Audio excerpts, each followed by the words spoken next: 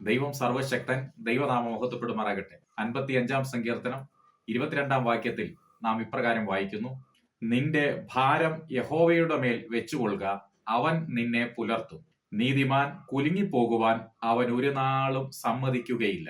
കുലുങ്ങിപ്പോകുവാൻ ഒരു നാളും സമ്മതിക്കാത്ത ദൈവം. നാം കുലുങ്ങിപ്പോകുവാൻ ഇടയാകുന്ന പല വിഷയങ്ങളും ജീവിതത്തിൽ കടന്നു വരാം. എന്നാൽ അതിന്റെ നടുവിൽ കുലുങ്ങുവാൻ അനുവദിക്കാതെ നമ്മെ നിർത്തുന്ന ഒരു കരമുണ്ട്.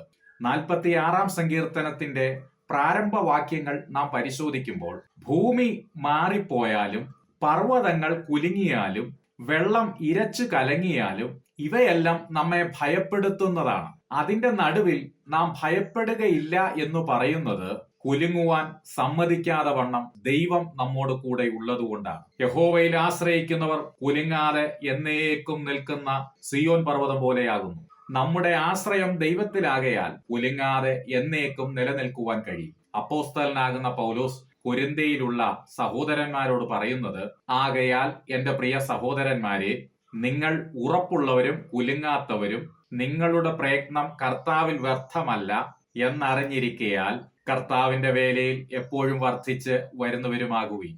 ആയതിനാൽ കുലുങ്ങിപ്പോകുവാൻ ദൈവം ഒരു നാളും സമ്മതിക്കുകയില്ല. ആമേൻ. ഈ വചനങ്ങളാൽ ദൈവം നമ്മെ ഏവരെയും അനുഗ്രഹിക്കുമാറാകട്ടെ.